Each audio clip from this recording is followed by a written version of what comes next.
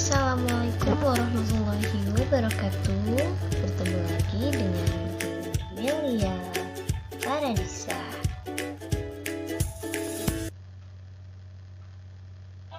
Semangat untuk semua mama, papa, dan teman-teman. Semoga kita sehat selalu dan akan jumpa lagi.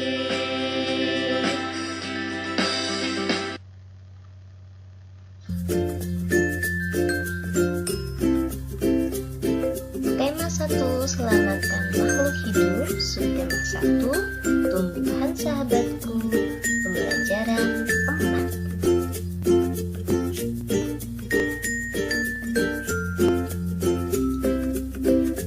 Sebelum kita memasuki materi, sebelum kita menerima pelajaran, sudahkah kalian melakukan ini? Yang pertama, mandi pagi supaya badan segar dong. Yang kedua, sarapan biar kuat. Yang ketiga, berpakaian rapi supaya tetap disiplin. Yang keempat, berdoa. Alangkah lebih baiknya kalian membaca Asmaul Husna. Siapa yang masih hafal Asmaul Husna? Ayo, kalian pause dulu video ini, kemudian bacalah Asmaul Husna. Anak-anak, kali ini kita akan mempelajari subtema 1 pembelajaran 4 ya. Meskipun belajar dari rumah, tetap semangat ya. Jangan lupa subscribe.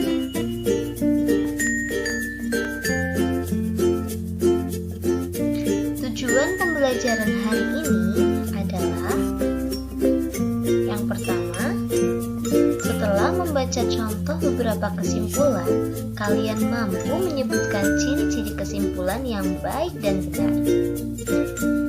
Setelah berdiskusi, kamu mampu merumuskan komponen kesimpulan yang baik dengan benar.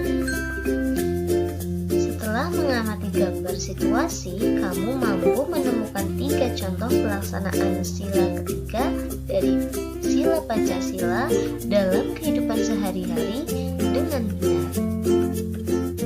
Setelah berdiskusi, kamu mampu melakukan refleksi terkait penerapan sila ketiga dari sila Pancasila dengan benar.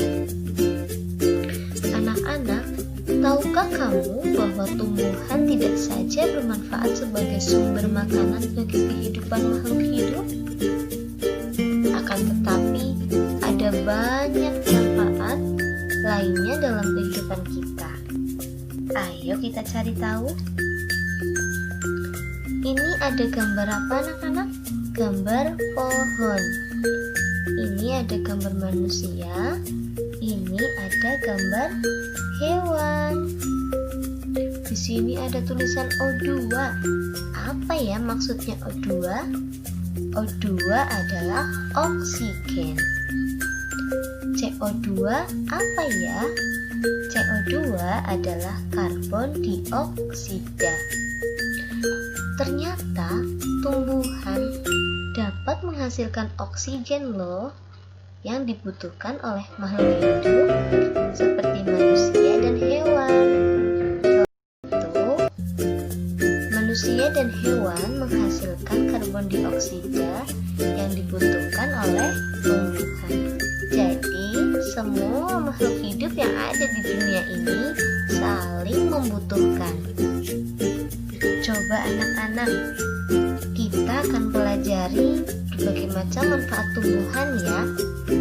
Ternyata dalam piramida kehidupan, tumbuhan menempati posisi sebagai produsen, yaitu menghasilkan makanan untuk hewan dan manusia loh. Selain itu, tumbuhan dapat menghasilkan oksigen yang digunakan untuk bernafas oleh hewan dan manusia. Tumbuhan tumbuhan merupakan salah satu sumber pangan yang banyak memiliki manfaat seperti karbohidrat, protein, zat besi, serat, dan berbagai vitamin. Dari sebuah proses fotosintesis, tumbuhan menghasilkan oksigen yang dibutuhkan oleh hewan dan membuat udara sekitarnya menjadi bersih. Tumbuhan melindungi hewan dari paparan sinar matahari langsung dan teriknya matahari, sehingga dapat mengurangi kebutuhan hewan akan air. Selain itu, tumbuhan juga memberikan kesejukan udara. Ternyata penelitian membuktikan daerah yang memiliki udara lebih sejuk dapat dihuni oleh hewan yang bertubuh sehat. Tumbuhan juga dapat berfungsi sebagai habitat dan tempat tinggal hewan tertentu.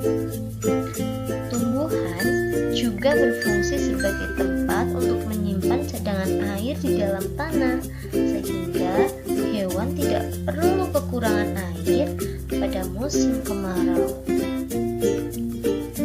Anak-anak, manfaat tumbuhan bagi manusia itu sebagai salah satu penyedia sumber daya sandang atau pakaian, karena kalian ingat, bahan pakaian terbuat dari kapas-kapas adalah tumbuhan.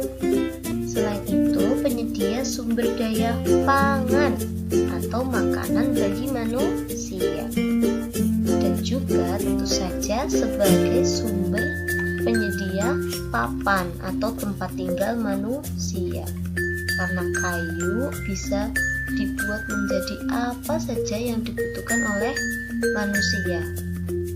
Bagaimana anak-anak? Sudah cukup jelas? Kalau kurang jelas, kalian bisa ulangi video ini sampai paham ya. Jangan lupa dicatat poin-poin pentingnya ya anak-anak. Setelah kamu mendengarkan penjelasan Bu Guru, coba kalian buat gambar ini di buku kalian dan tulislah manfaat tumbuhan bagi makhluk hidup dalam diagram-diagram berikut. Anak-anak, tumbuhan berkembang biak untuk menjaga kelestarian jenisnya sebagai sumber kehidupan bagi makhluk hidup yang lain. Oleh karena itu, manusia memiliki peran untuk melestarikan tumbuhan. Tahukah kamu bahwa ikut memelihara kelangsungan hidup tumbuhan merupakan salah satu bentuk pengamalan nilai-nilai Pancasila loh? Ada yang bisa menyebutkan sila berapakah itu? Nah anak-anak, di pembelajaran 1 kamu sudah membaca teks tentang bagaimana jagung berkembang biak dan membuat catatan pada diagram. Kamu juga sudah mengumpulkan informasi yang ada dalam bentuk tulisan. Coba sekarang bukalah kembali diagram tentang perkembangbiakan jagung dan baca dengan seksama.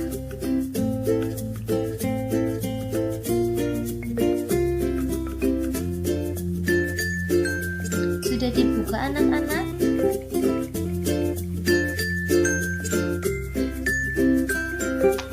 Baik, kita lanjut ya.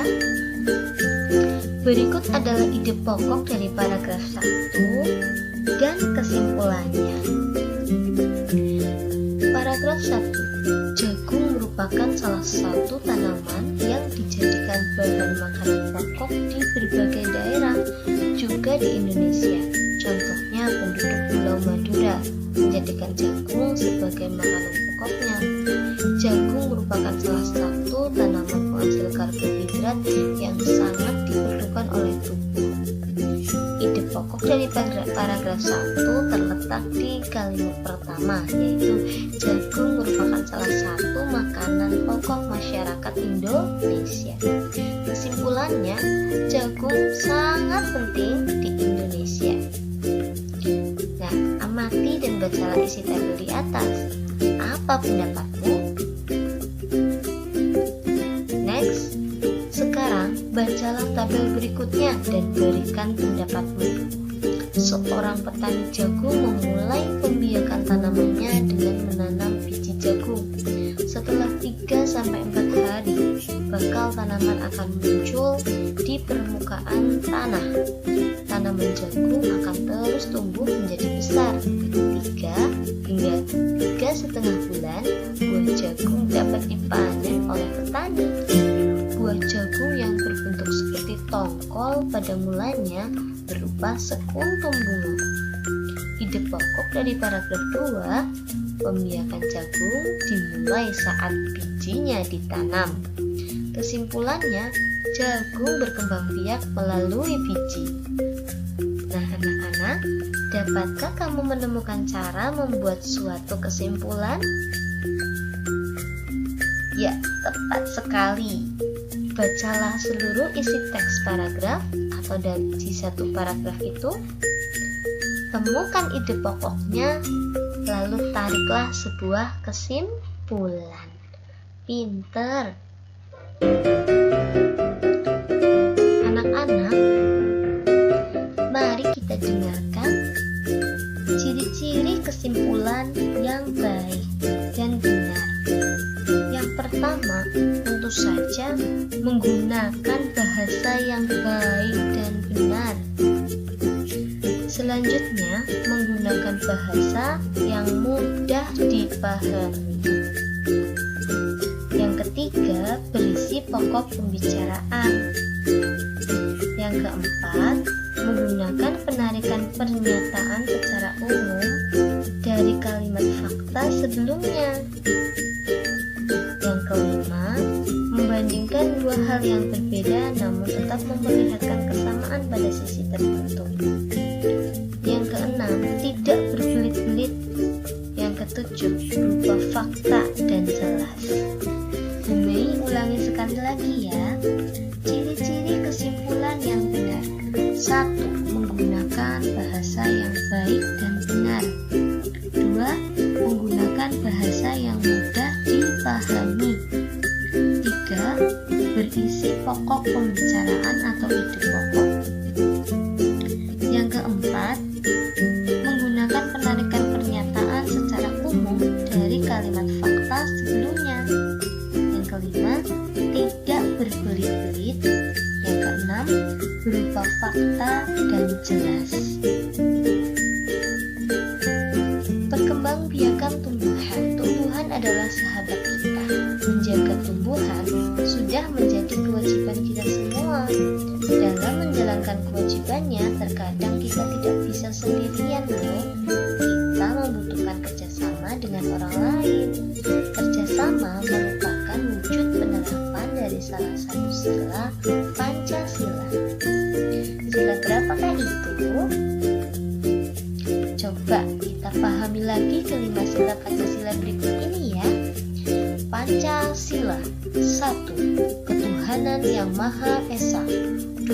Kemanusiaan yang adil dan beradab. 3. Persatuan Indonesia. 4. Kerakyatan yang dipimpin oleh hikmat kebijaksanaan dalam permusyawaratan perwakilan. 5. Keadilan sosial bagi seluruh rakyat Indonesia. Jadi, kerjasama itu termasuk Pancasila-sila yang keberapa ya? Ya, betul sekali. Sila yang ketiga, Persatuan Indonesia. Anak-anak, amatilah kedua gambar berikut ini. Ini ada Lani, ada dan teman-temannya sedang membersihkan halaman. Mereka bekerja sama. Kemudian ada Siti dan Edo dan teman-temannya sedang berdiskusi, bekerja sama untuk memecahkan masalah. Coba anak-anak, tulislah cerita masing-masing dari gambar ini ya. Nah, nilai-nilai Pancasila dari sila keberapakah yang terkandung dalam kedua sikap pada gambar di atas? Tulislah penjelasanmu dengan singkat. Misalnya begini, gambar 1. Ini cerita tentang Lani dan teman-temannya sedang membersihkan halaman, mereka sedang bekerja sama termasuk sila Pancasila yang keberapa begitu. Bisa dijelaskan lebih panjang lagi dengan bekerja sama, maka pekerjaan berat menjadi ringan dan lain-lain. Jelaskan dengan bahasamu sendiri ya. Nah anak-anak, ayo renungkan setelah belajar hari ini. Tulislah beberapa hal berikut. Sikap manakah yang sesuai dengan sila ketiga Pancasila yang telah kamu terapkan hari ini? Sikap baik apa yang kamu pelajari dari temanmu terkait sila ketiga Pancasila? Lalu, kerjasama dengan orang tuamu dengan cara perhatikan masyarakat di lingkunganmu. Apakah kamu menemukan contoh sikap yang sesuai dengan sila ketiga Pancasila yang dapat kamu contoh? Sampaikan dan jelaskan kepada guru dan temanmu. Baik anak-anak, terima kasih atas perhatiannya. Billahi taufiq wal hidayah. Wassalamualaikum warahmatullahi wabarakatuh.